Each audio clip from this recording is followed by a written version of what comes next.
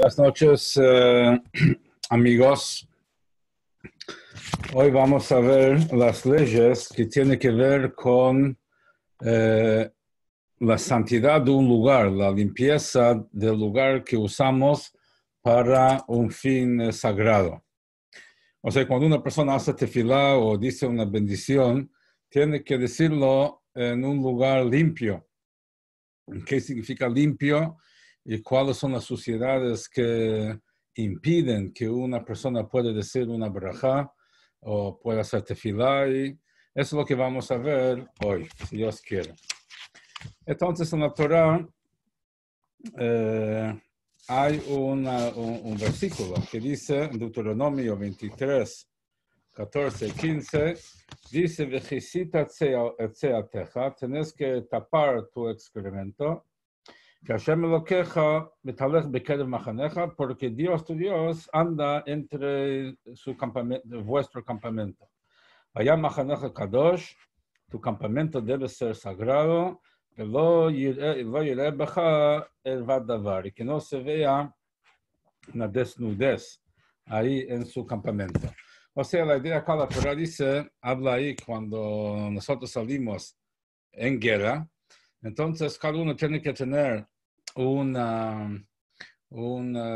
pala, una especie de pala, algo para hacer un pozo en la tierra cuando tiene que hacer sus necesidades y taparla.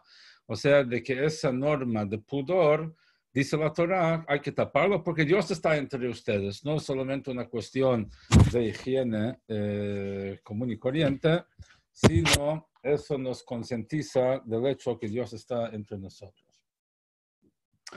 Entonces, de aquí aprenden nuestros sabios de cada situación donde Dios está entre nosotros, o sea, cuando nosotros nos estamos ocupando con un tema de Kedushá, de santidad, por ejemplo, leer el Shema Israel, hacer tefilá, estudiar Torah o algo parecido, entonces el campamento tiene que ser sagrado, que no puede haber ahí excremento a la vista. Y tampoco puede haber algo de desnudez frente a la persona quien va a pronunciar el nombre de Dios. Ahora vamos a ver en qué condiciones. Inclusive pensar palabras de Torah en un lugar donde hay excremento o hay orina u otra cosa que larga un olor feo, está prohibido hasta que no lo tape. Tiene que taparlo. Como dice la Torah, vejicita etzeateja. No tienes que sacarlo de ahí, hay que taparlo. Dice la Torah, vejicita, lo tienes que tapar. En el caso de orina, dice Shulchan Aruch, alcanza con poner un vaso, o sea, la cantidad de un vaso de agua, que son 86 mililitros, en la orina producida de una vez, y eso es suficiente para diluirlo, para que uno pueda hacer tefilá ahí. Entonces, no importa, o sea, si la orina estaba dentro de un recipiente o si el agua estaba primero en el recipiente, ¿no? Entonces, alcanza con diluirlo con el agua. Salvo si es en un recipiente hecho para esto, entonces ahí no ayuda a agregar agua. Ya hay distintas opiniones en cuánto agua se necesita en cada situación. Hay quienes dicen que para cada orinación se necesita esa cantidad de agua para diluir. Hay quienes dicen que alcanza con esa cantidad de agua para la acumulación de varias veces, ¿no? Y inclusive si es orina que fue absorbida o en la tierra o en ropa, ¿sí? Si se siente todavía humedad, tiene que poner el agua ahí para poder hacer tefilá ahí. Ahora quiero contar una historia al respecto, porque de repente, quizás entre ustedes hay alguno que le puede parecer algo intrigante, porque vamos a entrar en detalles de cuánto excremento y cuánta orina y cuánta agua diluye y todos esos detalles. Hablamos la vez pasada que no hay nada en el mundo que no haya sido creado por Dios y todo tiene su función y todo tiene su lugar y participación. Algunas cosas por medio de involucrarlas positivamente en nuestro vínculo con Dios y otras a través de expulsarlos de nuestro vínculo con Dios. Entonces, en este caso acá, se trata de algo que hay que eliminar o sacar del vínculo. Eso es la manera de vincularse, o sea, al sacarlo de nuestra presencia en el momento que estamos hablando con Hashem. Hay una historia que había dos grandes rabinos hasídicos, el Sushe de Anipol, Schmelk y Nikolsberg. Entonces ellos viajaban de lugar en lugar. Un día los agarraron, los metieron en la cárcel. Los metieron en la cárcel y ahí estaban con otros reclusos ahí en la cárcel, o sea, los metieron en la cárcel sin ningún motivo real, o sea, pero estaban ahí. Pero llegó el momento de hacer tefilá y uno de los hermanos empezó a llorar. Dice el otro, ¿por qué lloras? Dice, porque mira que tenemos aquí en la celda. Tenemos aquí un balde lleno de excremento, que eso es lo que le daban a los reclusos como para higienizarse. Y no podemos hacer tefilá. Y no podemos hacer tefilá con este balde ahí. ¿Y cómo no voy a llorar? Dice el otro, mira, es un motivo para festejar. Entonces pidieron ahí al guardia que saque el balde y bueno, no había tu tía, no les hizo caso. Entonces se deprime mucho. El hermano le dice, mira, al mismo Dios quien te mandó a hacer tefila y mandó sacar un balde de excremento para poder hacer tefila, es el mismo Dios quien prohibió hacer tefila cuando hay un balde de excremento. Entonces, cuando hay un balde de excremento ahí en la celda y vos no haces tefila, estás sirviendo a Dios de la misma manera. Entonces, puedes estar alegre, puedes estar contento, entonces, por el hecho de que estás sirviendo a Dios al no hacer tefilá porque hay un balde de excremento ahí. Ok, el hermano empezó a meditar en el tema de que en realidad está sirviendo a Dios porque no está haciendo tefilá, porque hay un balde así, Dios mandó no hacer tefilá, ¿sí?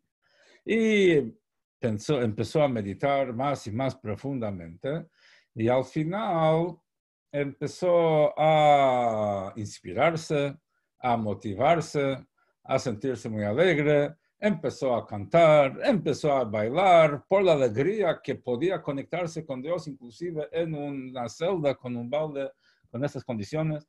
Y la gente no entendía nada. Este tipo de repente empieza a bailar y cantar en medio de la celda, pero no necesitaba mucha excusa para cantar y bailar. Y empezaron a cantar y bailar.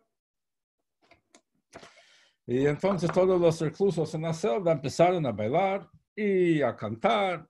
El guardia mira qué pasó con esa gente. Está festejando ahí en medio de la celda y preguntó, ¿qué pasa acá? ¿Qué pasa con ustedes? Entonces uno de ellos mostró al balde, o sea, sin explicar mucho, mostró al balde y el guardia tampoco entendió mucho, pero entendió que están bailando y festejando por el balde de excremento que hay en su celda, abrió la puerta y sacó el balde para que ellos no tengan motivo para festejar. Y bueno, y así fue que este tzadik pudo hacer tefilá realmente como Dios quiere. Esta historia tiene muchas connotaciones. Está la connotación de cómo uno puede resolver las cosas por medio de la alegría, cómo uno puede ver en cada situación una manera de servir a Dios y conectarse con Dios. O sea, de que como ocurrió con mi tío abuelo, Remendel Futefas, que estuvo en Siberia unos años ahí, y los demás reclusos estaban siempre deprimidos, y él estaba siempre con alegría. Y un día le dijeron, vos seguramente fuera de Siberia no hacías nada. eras un nada y entonces no te cambia la vida. O sea, acá te dan comida gratis, de repente antes no tenías. Dice, no, perdón, yo antes tenía un gran negocio y estaba muy bien económicamente. Dice, ¿cómo estás tan feliz acá? Dice, lo voy a decir por qué. ¿Ustedes por qué están tan tristes? Porque ustedes tuvieron, cada uno tenía una meta, un objetivo, un proyecto de vida. Uno quiso ser un empresario, otro quiso ser un político, otro quiso ser un médico, un profesional. Cada uno quiso hacer otra cosa. Quería formar familia, quería estudiar, no sé, cada uno con su proyecto. Y a raíz de que están acá, vieron los proyectos de su vida frustrados y por eso están tristes.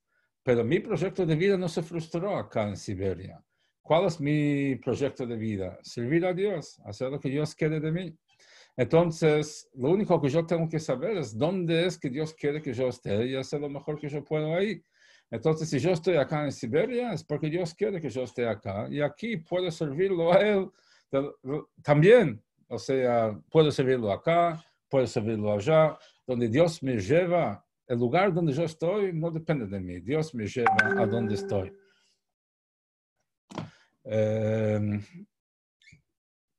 Pero lo que sí depende de mí es qué voy a hacer ahí. Eso sí depende de mí. Entonces, esa es la idea. Esa es la idea de esa historia ahí, de poder servir a Dios en cada lugar, como esta historia del balde. Pero otra historia que hay acá con esto es lo que acabamos de estudiar. O sea, de que el hecho de no hacer tefilá en un lugar limpio tiene la contraparte de no hacer tefilá en un lugar sucio. Y cuando uno se cuida de no hacer tefilá en un lugar sucio, entonces ahí es una forma de servir a Dios. Y como dijimos al principio, cada detalle, cada situación tiene su lugar, la manera de jugar un rol, y por eso es está presente ese tema. No se dice solamente asegurarte de que el lugar esté limpio, sino de que hay detalles, qué es lo que significa suficientemente limpio o no para poder pronunciar algo de santidad ahí. Después el tema es así, no solamente, bueno, ya que hay alguien que mostró la cara, voy a mostrar la mía también. Entonces,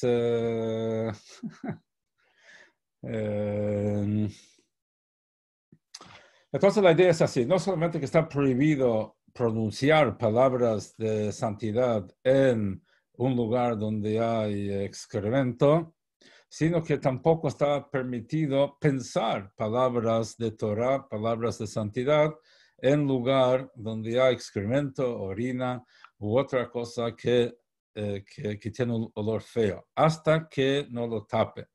¿Sí? Como dice la Torah, hay que tapar el excremento o poner el agua como dijimos antes.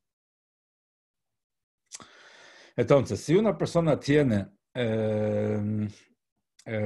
algo de excremento sobre su cuerpo, a pesar de que está tapado con su ropa, entonces uno podría decir que alcanza con que esté tapado, como dijimos recién.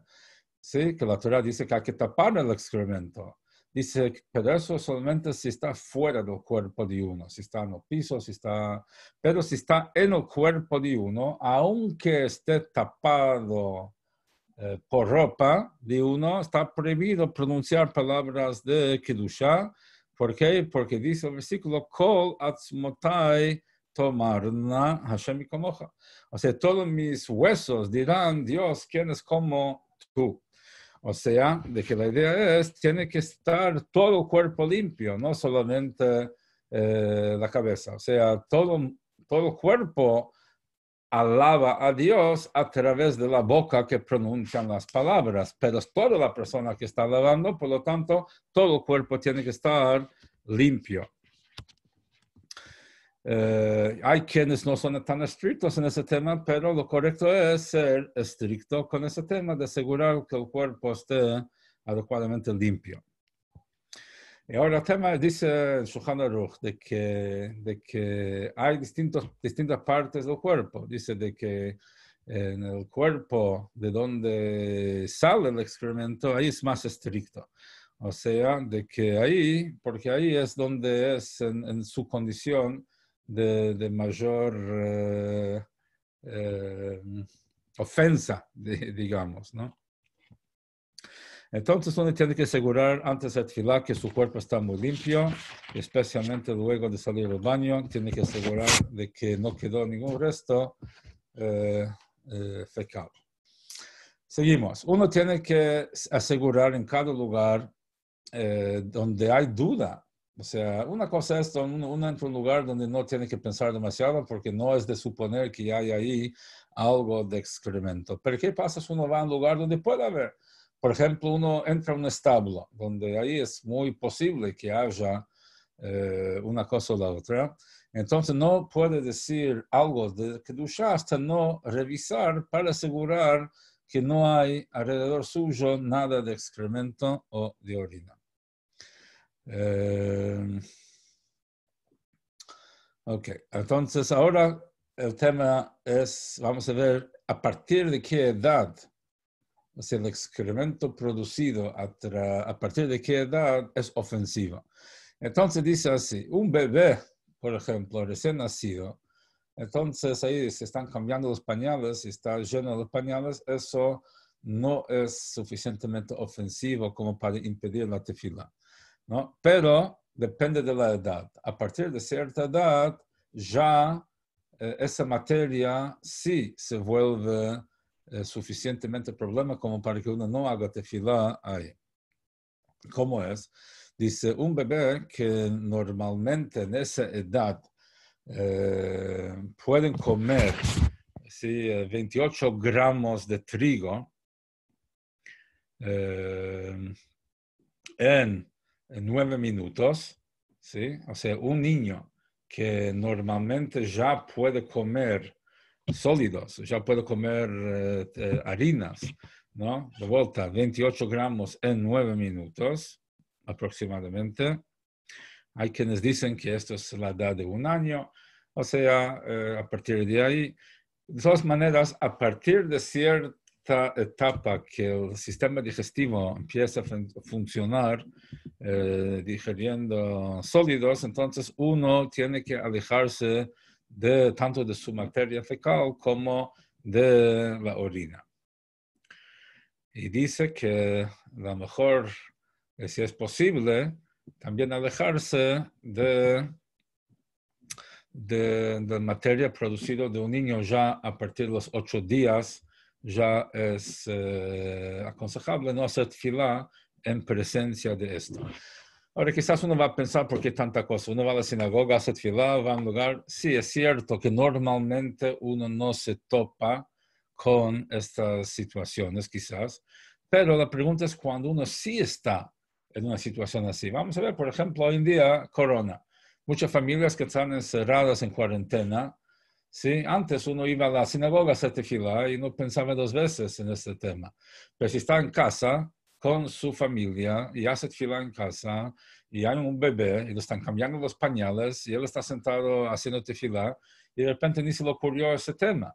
Entonces, claro, es una cosa que no sucede normalmente en condiciones normales, pero en el Shulchan Aruch habla también de situaciones que no son necesariamente comunes, son posibles en situaciones a veces límite.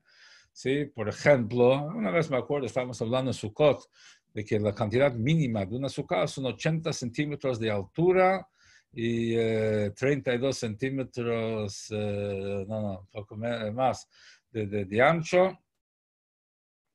Y entonces uno preguntaba, y eso es el mínimo, después hay máximo, que son como 10 metros de altura, y uno preguntaba, ¿quién se va a meter en una sukkah de 80 centímetros de altura? Porque la idea es de que uno tiene que poder meter la cabeza y la mayor parte de su cuerpo adentro, o sea, para comer ahí, ¿no? Entonces, y estamos hablando de que había situaciones límite de judíos en campos de concentración, Dios libre y guarde, en gulags, en cualquier situación donde tenía que hacer una sukkah clandestinamente. Y ahí la pregunta era, ¿cuánto es el mínimo que tiene que tener para que se considere una sukkah para cumplir con la mitzvah de sukkah? Sí, claro, si uno no puede hacer un azúcar, Dios no lo va a castigar, está exonerado en situaciones imposibles. Pero hay que saber cuál es el mínimo para saber si es posible o imposible. Entonces, de vuelta también acá, o sea, hay situaciones que quizás uno va a pensar por qué estamos estudiando cosas que no tienen nada que ver con mi vida diaria práctica. Hay dos respuestas. Una respuesta es que cuando uno estudia Torah, el objetivo no solamente es saber qué hacer en situaciones determinadas, sino que el mero estudio de Torah es una manera de conectarnos con el autor de la Torah, que es Dios. O sea, cuando nosotros entendemos una información que hay en la Torah, con eso ya conectamos nuestra mente con la mente de Dios, porque la Torah, ¿qué es? En definitiva, la expresión de la voluntad y sabiduría divinas. Entonces, Entonces, uno cuando lo absorbe y está absorbido a la vez, como explica Notania, esa dinámica de unión máxima que hay cuando uno estudia Torah y ahí se conecta con la sabiduría de Dios que está expresado ahí. Entonces, independientemente de la practicidad de la ley, de la Torah, uno logra esa conexión. Pero además está la practicidad, que uno nunca sabe cuándo. Y aquí, como le dijimos antes, es práctico. Hoy en día muchas cosas, en muchos casos, que de repente a nadie se le ocurrió pensar en eso, porque nadie se le ocurrió enseñar el tema, porque no era relevante, ¿no? Pero está ahí. Uno que está en casa, en cuarentena, con sus hijos chiquitos, andando por ahí, tiene que tener cuidado con ese tema. Ahora dice, el excremento de una persona, a pesar de que no tiene un olor feo, necesariamente, y el excremento de un gato, ¿no? O de un gallo, o sea, no de un gallo, de un pavo, ¿no? Entonces hay que alejarse de eso. Y otro tipo de excremento de animales y de aves normalmente no tiene el olor feo y no hace falta alejarse de ellos. O sea, es un olor, pero no es desagradable como el caso de lo que dijimos recién. Pero si hay un excremento que sí tiene olor feo, y también si hay un cadáver que está podrido y cualquier otra cosa que larga un olor feo por su putrefacción, y así también donde crían un gallinero, ¿no? Hay que alejarse de ahí para hacer tefilá. Así también hay que alejarse de agua estancada. Si hay agua estancada que tiene olor feo, hay que alejarse de ahí para hacer tefilá. Y agua donde se pone remojo, lino y otras plantas que largan un olor feo, entonces hay que alejarse de ahí también, igual como el caso del excremento. Es que cuando uno hace tefilá, el ambiente tiene que estar también con un olor agradable y no con un olor feo. Ahora vamos a ver otro detalle, y eso que no todos los excrementos son iguales, porque si el excremento se secó, se está desecado, estaba ahí hace tiempo y ya no tiene nada de humedad, dice a tal punto de que si se mueve, se trata de mover, se deshace, entonces está considerado como tierra, ya no es ofensivo, ¿no? Pero eso solamente si no tiene un olor feo. Pero si está duro por el frío, se congeló, ¿no? Entonces eso no alcanza para neutralizar la ofensa. ¿Por qué? Porque puede, cuando se vuelve el calor y la nieve o el hielo se derrite, ese excremento vuelve a su situación anterior, entonces todavía está considerado excremento y uno no puede hacer tefilá en su presencia, aunque no siente ningún olor. Y dice, excremento que está tapado por nieve, está considerado tapado, porque está tapado. Estamos hablando antes si está a la vista congelado. Está a la vista y congelada, pero está a la vista. Si está tapado por la nieve, eso sí está considerado tapado de la vista y uno puede hacer tefilá ahí. Ahora, ¿a qué distancia tenemos que alejarnos? Está bien, entramos a un lugar y hay excremento, estamos en un campo y vimos que hay excremento, o donde sea, ¿no? O te metieron en cana y encontraste ahí excremento, ¿cómo haces para hacer tefilá? Entonces, ¿a qué distancia hay que alejarse? Entonces, depende dónde está ubicado. Si está delante de la persona que está haciendo tefilá, al costado o atrás. Entonces, si está atrás de uno, tiene que seguir caminando hasta que ya no sienta el dolor. Y de ahí, donde termina el olor, de ahí tiene que alejarse 4 ramot. 4 ramot son casi 2 metros. Son, sí, casi 2 metros. Y aún si no tiene, aún si una persona no tiene olor, o sea, no puede o tiene olfato, ¿no? Con mucha gente que pasó ahora por corona no tiene olfato o perdió su olfato. Entonces tiene que alejarse la distancia como si tuviera olfato. Y también, y si el excremento no tiene olor, alcanzo con que se aleja de eso 4 amot, o sea, 2 metros más o menos, hacia adelante con el excremento atrás. Y si el excremento está delante de uno tiene que alejarse hasta no verlo. O sea, si está frente a la vista, no puede hacer tefilá ahí. Inclusive si es de noche y no se puede ver, también tiene que alejarse la distancia que implicaría una distancia de día que no permita verlo. O sea, tan lejos tiene que ser. Y si es los costados, uno tiene que tratarlo como si se encontrara delante de uno. O sea, no se hace tefilá con excremento al lado, como no se hace si está adelante. Entonces uno tiene que moverse, mirar un poco al costado para que el excremento resulte estar detrás de él. Ahora, ¿qué pasa? Entrar en una casa, hacer tefilá y no revisaron el lugar. Y de repente hicieron tefilá y después ven que había excremento ahí. Entonces, si uno está, si es una casa donde la gente hace tefilá, encontrar ni excremento, a pesar de que está detrás del Hazán y lejos, más lejos que 4 amot del lugar donde termina el olor, no obstante, tiene que callarse y esperar hasta que lo saquen o hasta que lo tapen. Porque es imposible, o sea, por más de que el Hazán está en la distancia correcta, es imposible que las demás personas no haya alguien en una ubicación que esté dentro de esos 4 ramot y estaría prohibido para él escuchar lo que el Hazán está diciendo.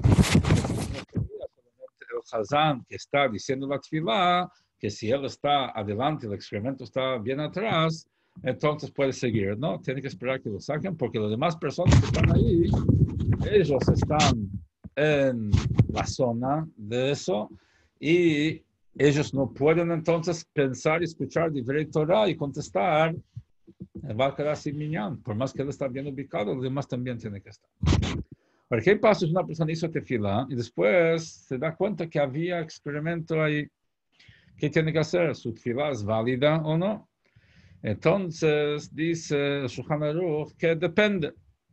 Si se trata de un lugar donde había lugar para dudar y pensar de que quizás hay excremento y él fue negligente y no revisó el lugar previamente, dado que la tefilá de las 18 bendiciones, la midá, la Shemona Esrei, está en lugar de un sacrificio, entonces eso se considera un sacrificio de un rasha, de un malvado, y es algo detestado por Dios.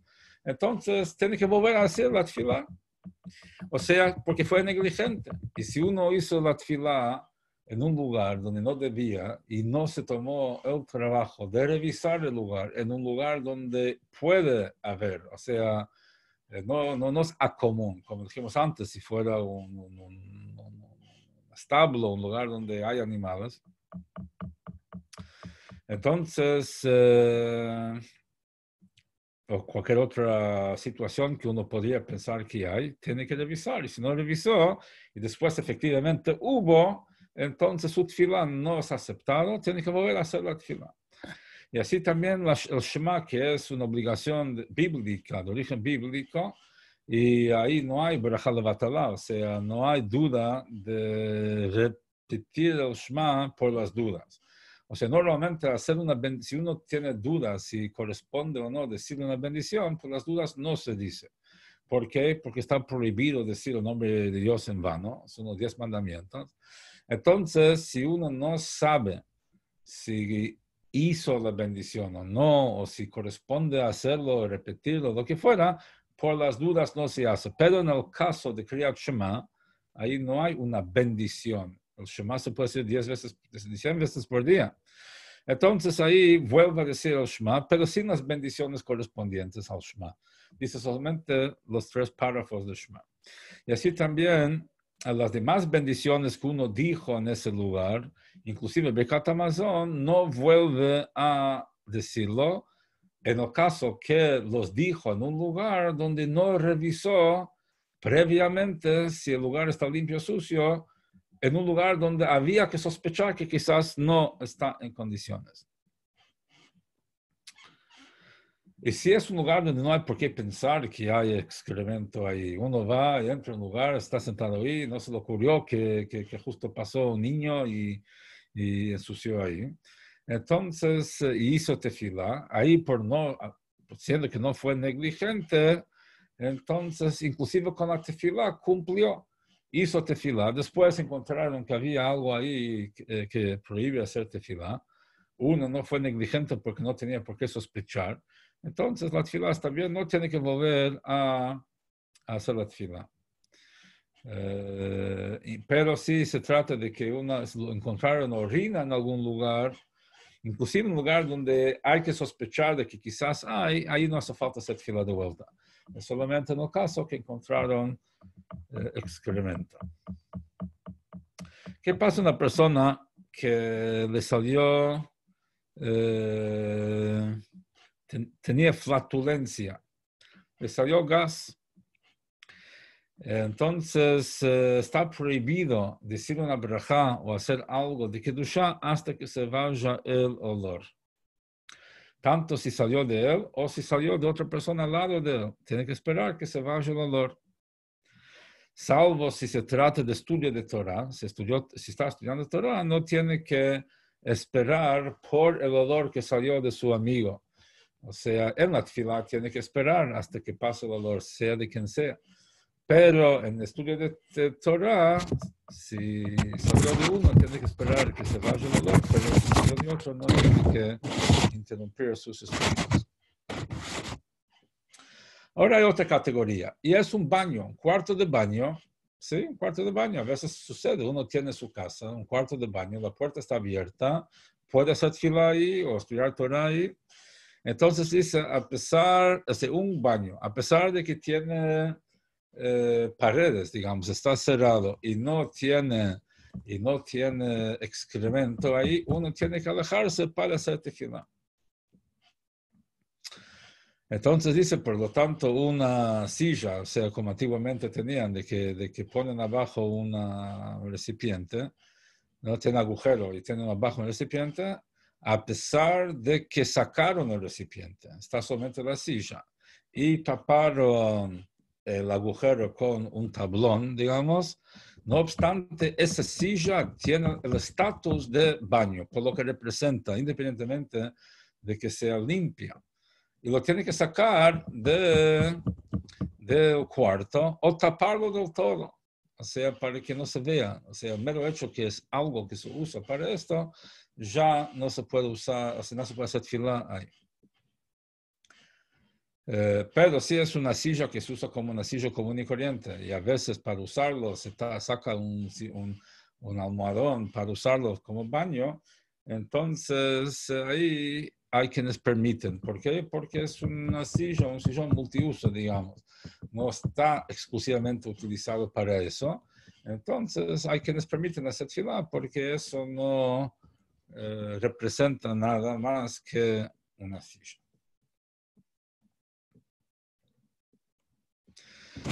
Ahora es así, un recipiente que se usa para excremento, para orina, dice así, si está hecho si está hecho de tierra, o sea, de cerámica, o de madera, entonces está considerado como un cuarto de baño y eso es algo del cual hay que alejarse más de 2 metros para ser, o sea, se lo trata como un cuarto de baño para alejarse de eso. A pesar de que están limpios, a pesar de que no tiene ningún olor, inclusive si puso agua adentro o le dio vuelta, no ayuda. O sea, no se puede tener ahí cuando uno hace tefilá. Y aún si uno lo pone debajo de la cama, no sirve para hacer tefilá. Y tiene que sacarlo totalmente de la habitación donde uno hace tefilá o taparlos. Y si es de metal o de vidrio, entonces si están bien limpios y no tienen olor, no tiene que alejarse de ellos. O sea, ¿por qué? Porque no tiene ningún olor. O sea, lo de madera y lo que está hecho de tierra es algo que absorbe y es sucio. Aunque uno lo limpia, no tiene olor, pero sigue siendo, o sea, se nota lo que es. A diferencia de algo hecho de vidrio o de metal, que al limpiarlo bien es una palangana cualquiera. Dice así, la boca de un chancho, dado que su costumbre es meter la nariz todo el tiempo en excremento, entonces está considerado como un recipiente de excremento. Inclusive si se bañó en el río y sale limpio, no obstante se considera limpio, porque el hecho de que esté circunstancialmente limpio no ayuda para redefinir todo lo que representa. Ahora vamos a pasar por el otro tema. Hasta ahora hablamos sobre el tema de excremento, suciedad. Ahora vamos a hablar sobre el tema de la santidad que tiene que ver en el lugar y que tiene que ver con desnudez. ¿Qué es lo que se llama erva? O sea, desnudez. Dice así, en el baño, donde la gente se está bañando, en un baño público, no está prohibido hablar o pensar cuestiones de Kedushá, de santidad. Está prohibido mencionar nombres de Dios, inclusive si es en otro idioma, no necesariamente en hebreo, ¿no? O sea, en cualquier idioma. Y, o sea, no se puede mencionar en el baño donde la gente se baña o en callejones que están llenos de suciedad. Y así también está prohibido saludar, decir shalom, ¿no? En un lugar así, porque shalom son los nombres de Dios, ¿no? Como vemos en el Tanakh, en el libro de Ruth, que dice ahí, no libro de Ruth, en los Jueces 6:24, ahí vemos de que uno de los nombres de Dios es la palabra shalom. Y una persona que se llama shalom, entonces hay quienes prohíben llamarlo por su nombre en el baño, o sea, ¿no? Y hay quienes se permiten porque uno no tiene intención de pensar en el tema de paz o shalom, sino que está pensando en el nombre de la persona. Entonces, dado que nadie está pensando en otra cosa que no sea el nombre de esa persona, lo permiten. Y así hay, la costumbre es permitirlo, y hay quienes son más meticulosos y no dicen el nombre personal de uno, que se llama Shalom, no decirlo en un baño público donde no corresponde decir algo de santidad. Está prohibido decir palabras de Torah y Kedushá frente a la desnudez, inclusive si es la desnudez de otro.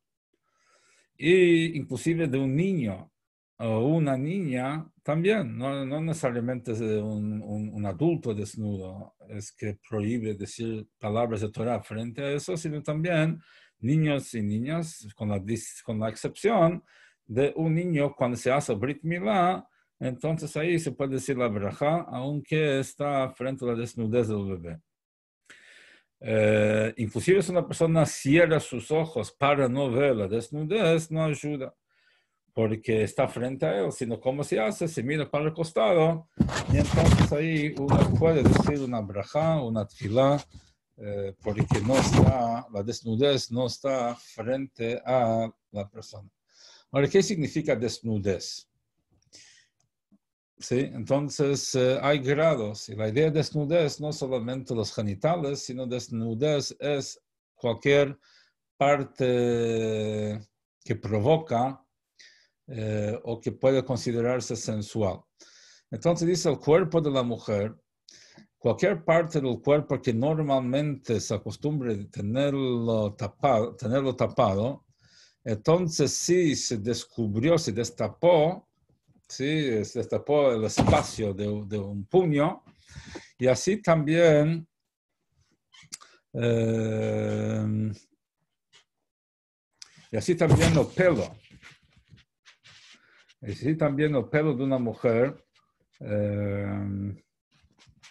casada, que se acostumbra a tenerlo tapado. Entonces, si se destapa, entonces para el hombre está considerado, frente al hombre que hace tefilá, está considerado como hervá, como desnudez. O sea, frente a otra mujer no es nada. Ella puede decir la tefilá, pero un hombre no puede decir la tefilá frente a esta exposición. Y no importa si es su esposa o si es la esposa de otro. Pero para la mujer misma eso no es un problema. Ella puede hacer tefilá con el cabello destapado. La voz de una mujer también está considerada sensual y el hombre no puede hacer tefilá si se escucha la voz de la mujer.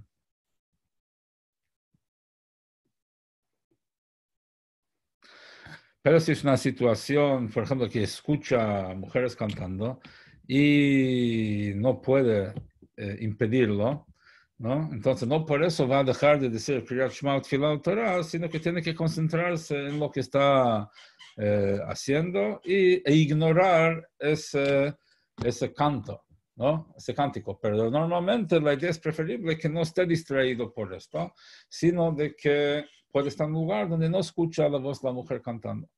En caso que no puede evitar, tiene que ignorar. Ahora, ¿qué pasa con la desnudez de uno mismo? O sea, uno mismo, está bien, hablamos de la desnudez de otro, y ahora ¿qué pasa con la desnudez de uno? Si su corazón ve su desnudez, a pesar de que la desnudez está tapado, como por ejemplo, si uno tiene una o sea, una prenda, una bata que usa para cubrirse, está prohibido decir una braja o tefilá hasta no ponerse pantalones debajo o hasta no poner un cinturón que separe entre su corazón o su corazón y el resto de su cuerpo, o que ponga sus brazos cruzando su ropa para separar entre el corazón y lo que llamamos su desnudez. Pero no tiene por qué hacer eso. Ella puede hacer tefilá, simplemente tapándose, pero no tiene que tomar esa precaución. Cuanto al hombre que ni el corazón puede ver su propia desnudez y tiene que ser la separación entre los dos. Bueno, hasta aquí llegamos con el tema de hoy, que hablamos sobre la santidad del lugar en el cual uno está.